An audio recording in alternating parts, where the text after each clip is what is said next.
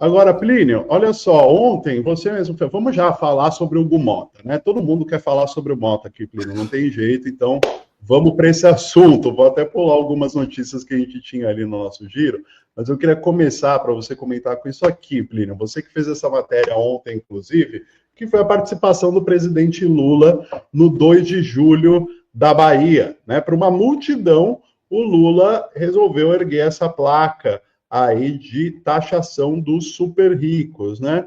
Claro, o recado é direto para o Hugo Mota, né, Plínio? Ele faz esse gesto em meio ao embate com o presidente da Câmara, após a derrubada do decreto do IOF, né, em meio a essas articulações para desconfigurar aquele projeto da isenção do imposto de renda para quem ganha até 5 mil, porque o Mota com a Faria Lima, a extrema-direita, querem poupar os ricaços, não querem tirar dos ricaços para compensar essa isenção de até 5 mil, e o Lula resolveu ir para cima, né, Plínio? Ele defende a taxação dos super ricos, não é de hoje, né? Ele fala isso já desde o início do mandato, mas ao puxar uma placa dessa no meio da multidão nessa semana, ele marca uma posição muito clara, né, Plínio? E antes disso, antes desse ato aí em Salvador, o presidente Lula deu entrevista para a TV Bahia,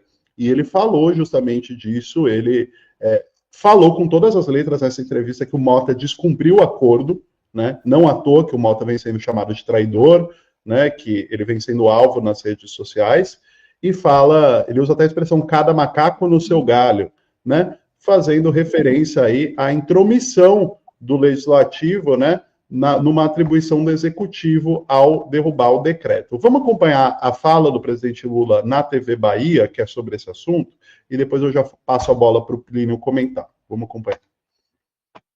E nós não estamos propondo um aumento de imposto, não. Nós estamos fazendo um ajuste tributário nesse país para que os mais ricos paguem um pouco, para que a gente não precise cortar dinheiro da educação ou da saúde. É isso que nós estamos fazendo. O dado concreto é que os interesses de poucos prevaleceram dentro da Câmara e do Senado, o que eu acho absurdo. O presidente da República reconhece o papel que o Congresso tem, ele tem os seus direitos e eu tenho os meus direitos. Então, você sabe qual foi a proposta que eu fiz? É que a gente poderia cortar 10% linear de todos os benefícios fiscais que nós damos no Brasil. Você sabe quanto que tem de isenção e desoneração nesse país? Sabe quanto que se deixa de pagar imposto nesse país? 860 bilhões de reais. Ora, se você tirar 10% linear, o cara que tem vai ficar com 90%. Ele vai continuar rico, vai continuar tendo benefício. E você não precisaria cortar dinheiro da educação ou da saúde. Ou seja, eles querem que eu corte o benefício? Eles querem que eu não dê aumento do salário mínimo? Eles querem que eu corte o quê? Nós temos que cortar em quem tem gordura, para que a gente possa atender as pessoas mais necessitadas.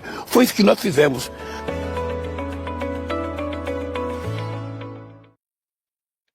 Tá aí, esse vídeo foi postado pela deputada Gleisi, pela ministra Gleisi Hoffmann, né, repercutindo justamente todas essas reações a esse clima entre Congresso e governo. O que te parece, Plínio?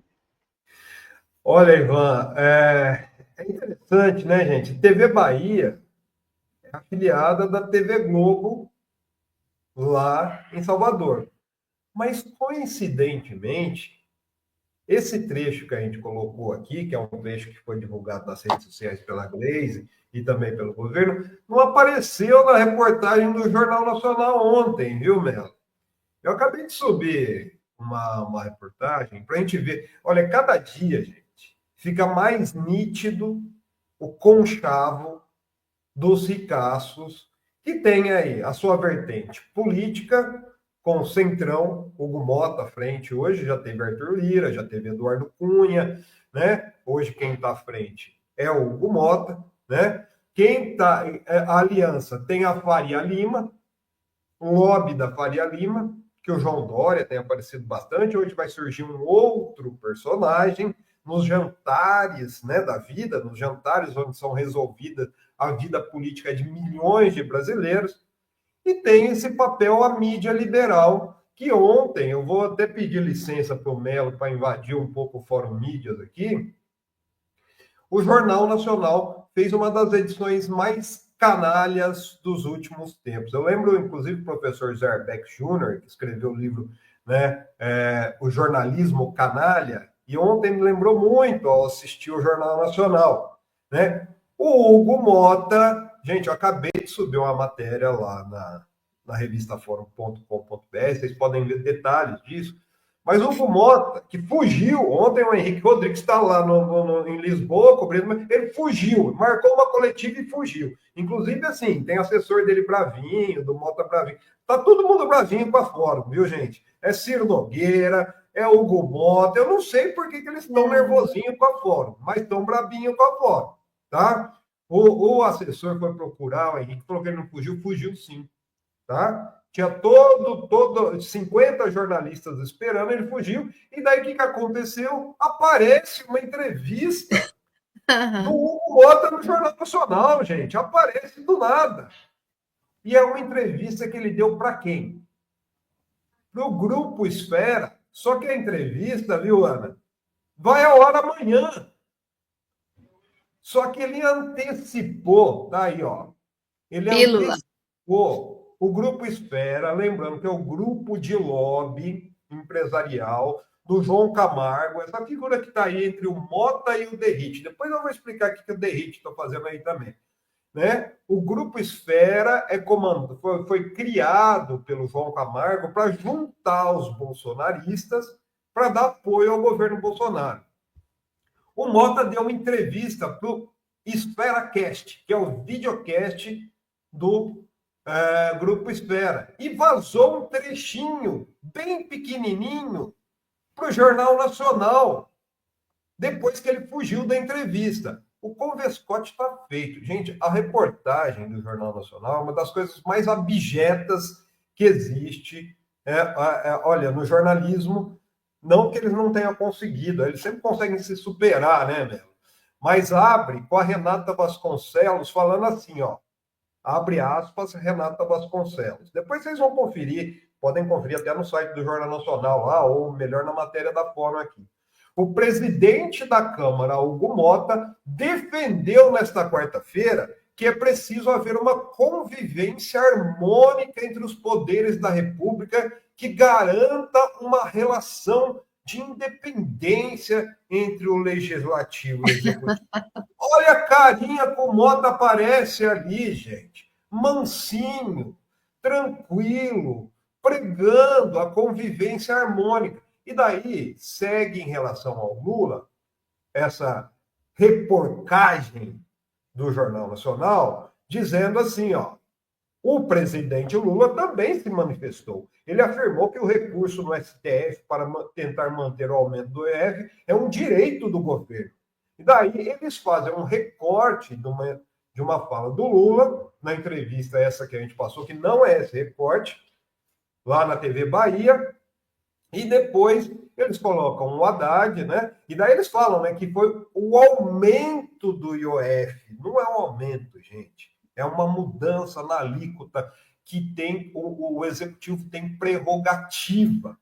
Porque na época do Bolsonaro, esse imposto era de 6,38%.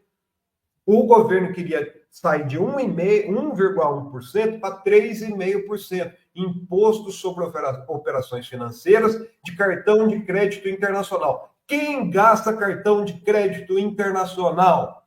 Esse pessoal está no Fórum lá de Lisboa, né? E daí depois eles pegam, olha o recorte da fala do Mota. Eu não vou passar aqui, não pode, mas vocês podem ver lá na matéria, né? Que ele diz aqui, olha que belezinha, olha como colocou a pelezinha de cordeiro de novo. Abre aspas. Nós temos procurado, com essa independência, poder manter uma convivência harmônica. Porque quem ganha com isso é o país. Ter harmonia não obriga que um poder concorde com tudo que o outro faça. A divergência, a discussão, a discordância. E isso é natural da democracia. Não é uma belezinha o jeito que ele se comportou no Jornal Nacional, gente? Só que vocês, eu fico indignado, viu, gente? Quem é o país que o Mota representa?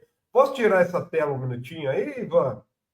Não sei quem colocou aí, se foi o Ivan ou a Ana. Eu vou colocar isso aqui, ó. Ah, gente. Esse aqui é o país que o Mota defende. Tá aí ele no jantar na mansão do Flávio Rocha, da Riachuelo, que faz todo ano uma recepção na mansão que ele tem em Lisboa, viu, gente? Junto com o João Camargo, que é esse que está no meio aí, as autoridades que vão no Fórum de Lisboa, mais conhecido como Gilmar Palusa, no Convescote, que é feito toda vez por João Camargo, do Grupo Esfera. Isso depois dele aparecer do lado do João Dória. Vocês lembram do João Dória, a fotinha dele essa semana? O João Dória falando que o Hugo Mota é o herói do Brasil. Agora, o João Camargo, vou até passar aqui para ver mais gente que tem. Esse aqui é o nosso estimado Guilherme Derrite, que está construindo uma mansão de 3 milhões em Porto Feliz, sendo que ele tinha, até há pouco tempo atrás, aí, quando ele se candidatou a deputado, 890 mil, né? Está usando amiguinhos aí, inclusive, pelo que diz o Metrópolis, para ajudar nessa construção de uma mansão que tem, inclusive, viu, gente, piscina semiolímpica coberta e aquecida, viu? Mansão do Derrite, tá? Que era policial e ficou rico depois de entrar para a política pela ultradireita, viu? Vamos ver quem mais estava lá no Convescote do João Camargo. Olha aqui, esses aqui, ó, o Flávio Rocha, esse de branco aqui do lado, ó. É o dono da Riachuelo, que participou aí ativamente do governo Bolsonaro. Está aqui eles, ó, com as esposas deles, na mansão para recepcionar, né, as autoridades. Voltando aqui um pouquinho, ó, tem também aqui, esses aqui eu não conheço, deve ser algum representante, né? Mas daí tem aqui, ó, depois vocês podem ver lá na revistafórum.com.br. Olha que beleza quem estava lá, ó. Caiado e Lira. Caiado e Lira, gente. Ó, incrivelmente, viu? Eu não vi Marina Silva, eu não vi Lula, eu não vi Jorge Messias, eu não vi Fernando Haddad, né? Que hoje são as autoridades do país, são o governo do país. Não tem, gente. É só o mesmo. Olha lá que beleza. Olha lá o Gilmar Mendes, né? Do Gilmar Palusa. Aqui de novo, ó, o Luiz Roberto Barroso, que está lá também, né? Aliás, assim, o STF em peso está lá. Aqui também, ó, esse aqui é o Bruno Dantas, né? Junto com o Hugo Mota e o João Camargo, o Bruno Dantas, ministro do Tribunal de Contas da União, tá? Então, são nesses jantares, gente, que é tramado toda a estratégia do golpe dos ricaços. E daí a Globo vai lá, pode até colocar aquela tela de novo da reportagem, viu, Ana? Porque tá subindo lá. Aí, ó. A Globo vai lá, recebe um recorte de uma entrevista que o Mota deu para esses ricaços e coloca ele como esse cordeirinho no JN. Tá? Então, a gente vai... Quando devia colocar ele fugindo da imprensa em Lisboa, né? Essa que era a notícia. Isso não aparece. Aliás, a plaquinha que a gente colocou do Lula aqui, taxação para os super ricos, né? O Jornal Nacional deu a entrevista do Lula na TV Bahia, deu uma grande reportagem sobre o 2 de julho, lá. Só que, coincidentemente, gente, eles acharam que não era. Viu, Melo? Não era pauta colocar o Lula levantando a plaquinha da taxação de super ricos, né? No meio daquela multidão, daquele mar de gente, né? Então é isso, gente. Está muito claro, está nítido quem joga do lado dos ricaços e quem joga do lado da maioria absoluta dos brasileiros, né? Brasileiros aí. Por isso que está bombando isso aqui, ó. Esse tipo de coisa aqui. Cortar dos ricos ou dos aposentados? Aposentados. Cortar dos ricos ou perder as eleições? Perder como, se eu nunca corto dos ricos? Por isso que está viralizando isso aí, gente. Olha só, até a Folha de São Paulo ontem deu isso aqui, ó. Hashtags anti-congresso e Hugo Mota ultrapassam 3,8 milhões de menções no X. Hashtags Congresso da Mamata, agora é a vez do povo. Hugo Mota traidor encabeçam a lista dos assuntos mais comentados no X, antigo Twitter, na tarde desta quarta-feira, somando juntas mais de 3,8 milhões de menções, segundo dados da plataforma Trends 24. Isso aí o Jornal Nacional não falou, né?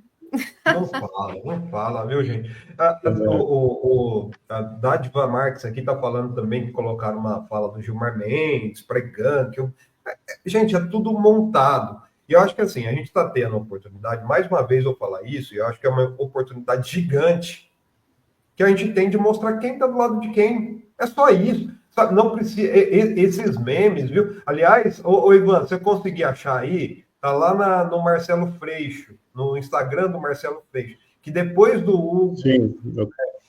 Hugo sem. Como é que ele chama? Hugo não se importa, nem se importa. Hugo nem se importa. Hugo nem se importa.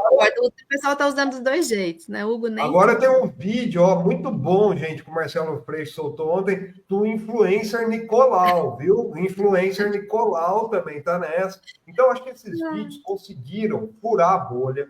Acho não, conseguiram. Ontem o Edgar mostrou isso, né? Aí, ó. Esse discurso que, gente, mais uma vez, é o discurso que a gente tem que colocar, tem que levar adiante. Quem representa quem? Quem defende os interesses de quem? E o bolsonarismo, alô Derrite, levou uma horda desses influencers, desses falastrões para a política, que coincidentemente agora começaram a construir mansões, né? Quando era da polícia, viu, Melo? Morava em casa normal. Agora que virou secretário de Segurança Pública, né? Vai construir mansão com piscina aquecida, semiolímpica, coberta. Da onde vem esse dinheiro? Da onde vem essa representatividade? Então, tá dado, gente, tá dado. E a gente, como comunicador progressista, que não tem rabo preso com banco, com sistema financeiro, a gente fala disso há muito tempo. Mas agora as pessoas estão começando a notar justamente através disso aí, que são os memes e que falam a verdade. São memes que não são fake news. São memes que falam realmente a verdade. Né? E, Plínio, olha só, você citou sobre a edição do Jornal Nacional, né? E que não exibiu esta foto aqui, né? Gente, imaginem vocês, um feriado na Bahia, né? Que está prestes, inclusive, a se tornar um feriado nacional, porque o Lula encaminhou o projeto para transformar o 2 de julho no dia da consolidação da independência do Brasil, né? Mas o presidente da República participa de um evento histórico, de uma data patriótica, com uma multidão na Bahia e ergue uma placa escrito taxação dos super ricos. E isso não sai no principal telejornal do país, né? No telejornal de maior audiência do país. Isso, como você disse, né? Como o Arbex dizia, é o famoso jornalismo canalha. É canalha. Para a pessoa que não pôde ver essa foto na internet, isso não existiu. Não existiu o presidente da República, num evento de multidão, erguer uma placa escrito taxação dos super ricos. Em qualquer país do mundo, se o Friedrich Merz, aqui na Alemanha, ergue uma placa escrito taxar os super ricos, isso roda a Europa inteira. Se o Javier Milei ergue uma placa falando sobre qualquer coisa na Argentina, se ele levanta uma motosserra, é notícia em qualquer lugar do mundo. Né? Mas no principal telejornal do país não aconteceu nada. O Lula foi para a Bahia, comemorou o 2 de julho, cumprimentou o Jerônimo Rodrigues e foi embora para casa. É impressionante. Mas, enfim, eu subi aqui... Mas isso daí, Ivan, alô, isso daí, Ivan, é aquela famosa frase do Roberto Marinho. Muitas vezes mais importante do que o que a Globo publica é aquilo que ela não publica. É isso. Aliás, tem uma coisa que não publicaram também e ninguém está falando nada, viu, gente? Fora um café você dá antes. Vem para cá que vocês vão saber das coisas antes.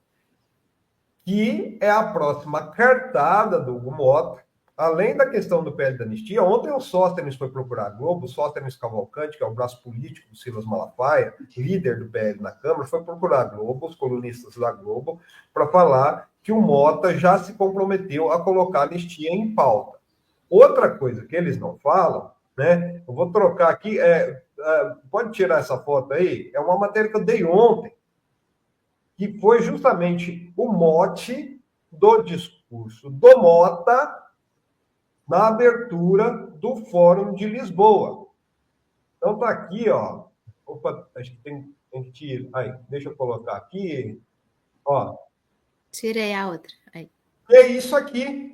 Ontem, o Mota falou lá no Fórum de Lisboa, gente, que que o Brasil precisa da reforma administrativa, né? Ele falou aqui, ó, não nessa discussão, ele anunciou, né, que vai entrar e vai avançar a reforma administrativa, e ele diz aqui, ó, nessa discussão não queremos perseguir o servidor da ativa. O nosso foco é que a modernização venha trazer para os atuais e para os futuros servidores novos parâmetros para acompanhar a eficiência da função de cada um. Então, ele falou aí que a população, abre aspas ainda, precisa de serviços essenciais. Temos essa carência do nosso país em áreas de saúde, educação e segurança pública.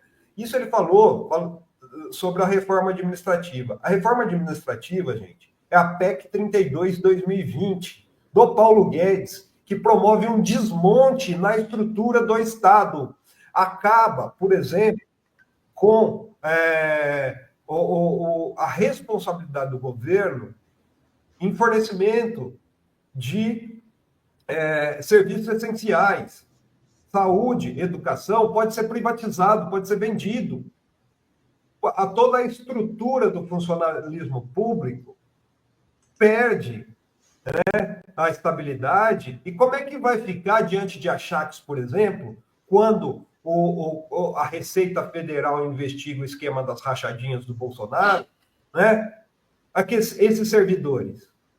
Então, gente, é o novo golpe aí. E como é que as coisas vão se alinhando, né? Dia 14 de julho agora, o Pedro Paulo, que é um deputado do PSD, que é o coordenador do Grupo Especial da Reforma Administrativa, vai entregar na mão do Mota um relatório. Ele não tem nada ainda, mas daí ele foi procurado por um veículo da Faria Lima, né, para comentar essa fala do Mota ontem, lá no fórum. Ele diz aqui, ó, quer ver? Eu vou pegar certinho. Não dá para estabelecer uma meta como reduzir 2 pontos percentuais do PIB na despesa primária com a reforma administrativa. Mas se o presidente Hugo Mota disser não estamos conseguindo resolver a questão da despesa, coloca aí 4 ou 5 medidas, eu tenho de cor e salteado, a gente coloca. Ou seja, eles vão usar a reforma administrativa para começar a cortar o recurso de educação e saúde para privatizar isso, gente. É o golpe dos ricaços, é a PEC do Paulo Guedes, que ninguém está falando. A Globo não vai falar disso, né, velho?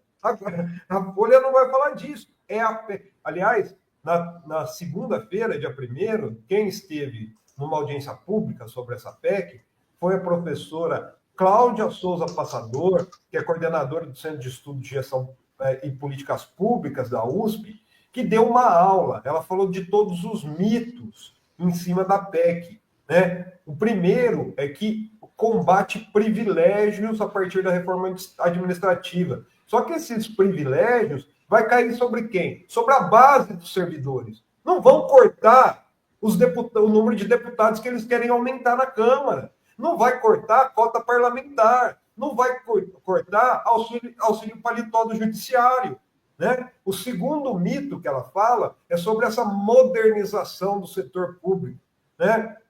Ela fala aqui, ó, a flexibilização do contrato, quer dizer, é permitir que o Estado contrate pessoas para trabalhar, que não passem em concurso público, né? Isso aí, ela falou que foi uma tragédia na educação, o que aconteceu em São Paulo, por exemplo.